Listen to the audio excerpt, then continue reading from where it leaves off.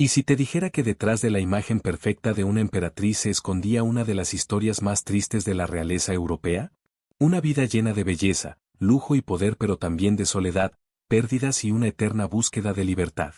Isabel de Baviera, más conocida como Sisi, fue mucho más que la esposa del emperador Francisco José. Fue una mujer adelantada a su tiempo, una soñadora que se ahogó en un mundo que nunca la comprendió. Nació en la noche de Navidad de 1837, rodeada de privilegios, pero también marcada por un destino que ella nunca eligió. Su sonrisa cautivó a todo un imperio, pero tras esos ojos se escondía una tristeza profunda, un anhelo constante por escapar del corsé de la corte bienes y del corsé que la sociedad impuso sobre su alma. ¿Quién era realmente Sisi? ¿Una emperatriz rebelde, una prisionera del protocolo o una mujer que simplemente deseaba ser libre? Hoy conocerás la historia real de Isabel de Baviera, la emperatriz cuya vida fue tan fascinante como trágica. Una mujer que amó con intensidad, que desafió las normas, que sufrió pérdidas imposibles de imaginar y que incluso en su muerte, dejó un mensaje de libertad grabado en su propio corazón. Prepárate, porque lo que vas a descubrir no es un cuento de princesas. Es la historia de una mujer que convirtió su dolor en poesía, y su nombre, en leyenda. Antes de ser emperatriz, Sisi fue solo una niña. Una niña que corría descalza por los prados de Baviera, que trepaba árboles, que prefería el viento y los caballos a las lecciones de etiqueta. Su vida en el palacio de Possenhofen no se parecía en nada al esplendor de Viena, era una existencia sencilla, llena de risas, naturaleza y libertad. Hija del duque Maximiliano y la duquesa Ludovica, Sisi creció rodeada de música, poesía y un padre excéntrico que le enseñó a amar la independencia. Era curiosa, soñadora, a veces tímida, pero siempre distinta. Mientras su madre intentaba educarla para el deber, ella escribía versos sobre la soledad y el amor imposible. Ya desde niña, su alma parecía demasiado grande para las paredes que la contenían. Su belleza comenzó a llamar la atención pronto, pero lo que más fascinaba era su espíritu libre, casi salvaje. No soportaba las reglas impuestas ni las convenciones sociales, quería decidir su propio destino. Y quizás fue esa libertad la que más tarde le costaría caro.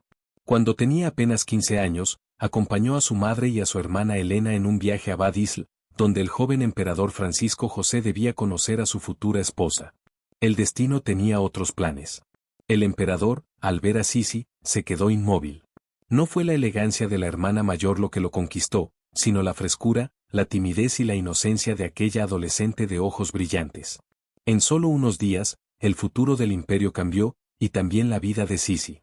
El emperador anunció que se casaría con ella, y el mundo entero habló del amor que había desafiado la tradición. Pero Sisi no sabía que, al decir sí, estaba cerrando la puerta de su libertad. A los 16 años, se convertiría en emperatriz, y dejaría atrás para siempre los prados de su infancia. El verano de 1853 cambió la historia de Europa, y el destino de una joven llamada Isabel de Baviera. En el balneario de Bad Ischl, todo estaba preparado para un compromiso político. La emperatriz Sofía, madre de Francisco José, había decidido que su hijo debía casarse con Elena, la hermana mayor de Sisi. La boda sería perfecta, la alianza conveniente, el futuro del imperio asegurado. Pero el destino y el corazón no obedecen órdenes. Cuando Francisco José vio entrar a la familia bávara, su mirada no se posó en la candidata oficial, sino en aquella muchacha tímida, de trenzas sueltas y mirada luminosa. Sisi apenas tenía 15 años. No llevaba joyas, ni vestidos ostentosos. Era la frescura misma de la juventud, la libertad hecha persona. Dicen que el emperador quedó en silencio unos segundos, como si el tiempo se detuviera. Y cuando habló, el curso de la historia cambió para siempre. No me casaré con Elena, dijo. Me casaré con Isabel. El anuncio sorprendió a todos. Sisi, confundida, bajó la mirada. Ella no había ido a buscar un trono, ni siquiera entendía lo que significaba ser emperatriz. Pero en cuestión de días, su vida sencilla se transformó en un torbellino de protocolo, vestidos, compromisos y rumores. El amor de Francisco José era sincero, pero el peso del imperio era más fuerte que cualquier sentimiento. Sisi pasó de cabalgar libre por los bosques de Baviera, a aprender cómo caminar, cómo sonreír, cómo respirar en una corte donde cada gesto tenía un significado. El 24 de abril de 1854, Viena fue testigo de una boda que parecía salida de un cuento. Campanas, flores, desfiles, himnos imperiales. Pero mientras el pueblo celebraba, Sisi lloraba en silencio. Ese día se convirtió en emperatriz, sí, pero también en prisionera de un mundo que no la aceptaba tal como era. El cuento de hadas había comenzado y con él, su largo viaje hacia la tristeza más hermosa de la historia. Convertirse en emperatriz no trajo a Sisi la felicidad que todos imaginaban. El brillo de los diamantes no podía esconder la rigidez del protocolo, ni las miradas frías de la corte vienesa. Desde el primer día, su vida dejó de pertenecerle. A los pocos meses de casada, Sisi dio a luz a su primera hija, la archiduquesa Sofía. Era una niña hermosa, de mejillas rosadas, pero Sisi apenas pudo tenerla en brazos. Su suegra, la emperatriz Sofía, consideraba que la joven madre era demasiado inmadura para criarla. La apartó de su bebé, dictando horarios, nodrizas y hasta la cuna donde debía dormir. Sisi lloraba a escondidas, en habitaciones silenciosas, mientras el imperio la observaba con expectativa. Era madre, pero sin poder serlo. Reina, pero sin voz. Mujer, pero sin libertad. Poco después nació su segunda hija, Gisela, y con ella una breve esperanza. Sisi creyó que esta vez podría ejercer el papel de madre que tanto anhelaba. Pero el destino, cruel e impredecible, volvió a golpearla. Durante un viaje a Hungría, la pequeña Sofía enfermó gravemente de fiebre alta. Sisi, desesperada, pidió regresar a Viena, pero era tarde. Su hija murió en sus brazos con tan solo 2 años. Aquel momento la marcó para siempre. El imperio la culpó, su suegra la juzgó, y ella, se quebró por dentro. Comenzó a sufrir ataques de ansiedad, insomnio y una tristeza que la consumía lentamente. Su refugio fue el movimiento, viajar, montar a caballo, escapar del palacio siempre que podía. Mientras el emperador atendía los asuntos del Estado, Sisi buscaba oxígeno lejos de Viena, entre montañas y mares, intentando reencontrar a la joven libre que había sido en Baviera. Pero la vida no le dio tregua. Su salud comenzó a deteriorarse. Se volvió obsesiva con su cuerpo, su dieta, su cabello interminable que tardaban horas en peinar. Detrás de su belleza legendaria se escondía una mujer luchando contra sus propios fantasmas. En Hungría encontró consuelo. Amó su cultura, su pueblo, su libertad.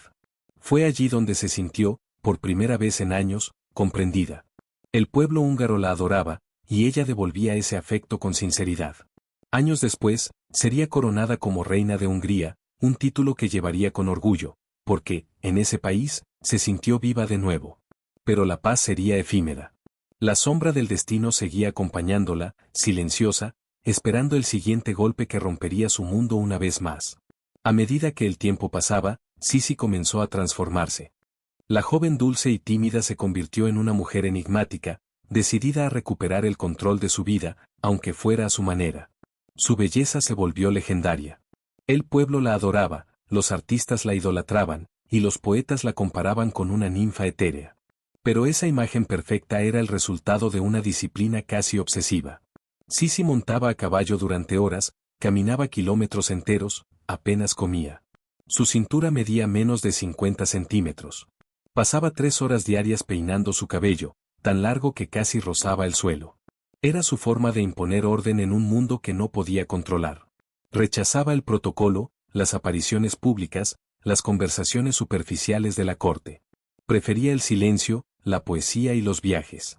Comenzó a escribir versos bajo seudónimo, donde hablaba de su tristeza, de su deseo de volar lejos. Quisiera desaparecer en el viento, escribió una vez.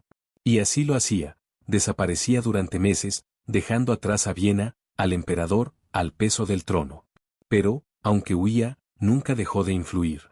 En Hungría, su carisma y su empatía la convirtieron en símbolo de unión entre los dos imperios.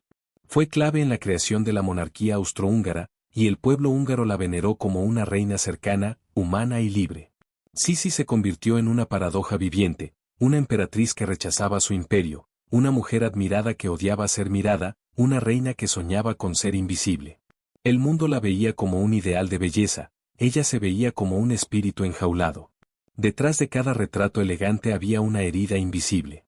Y aunque pocos lo sabían, Sisi ya comenzaba a escribir su propio final, uno en el que ni los palacios, ni los títulos, podrían salvarla de sí misma. El tiempo, implacable, siguió arrancándole a Sisi todo lo que amaba.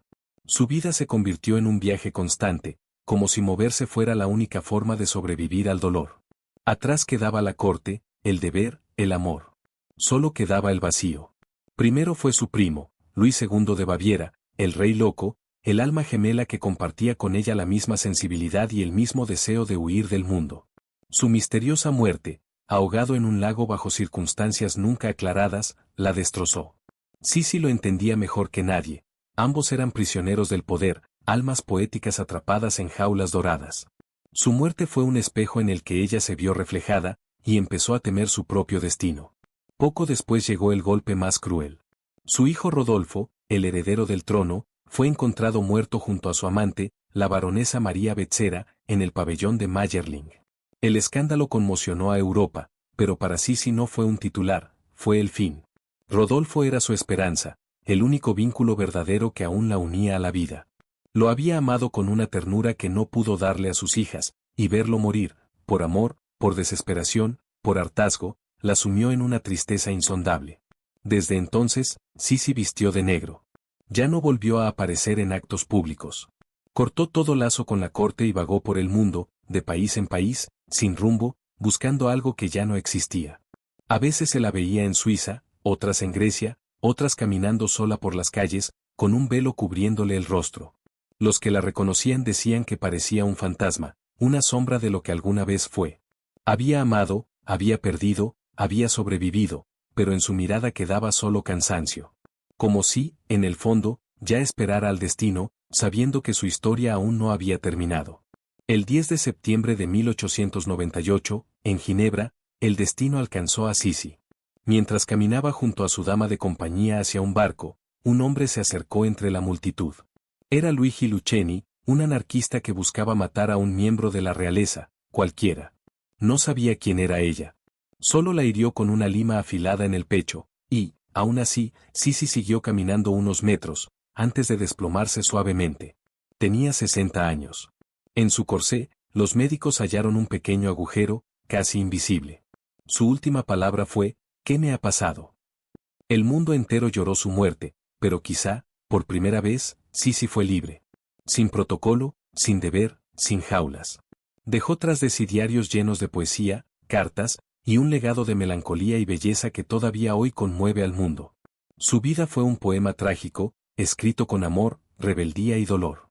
Y ahora que conoces su historia, ¿tú habrías querido vivir la vida de Sisi? Si te ha emocionado esta historia, suscríbete y deja tu like para seguir descubriendo las vidas reales detrás de los mitos.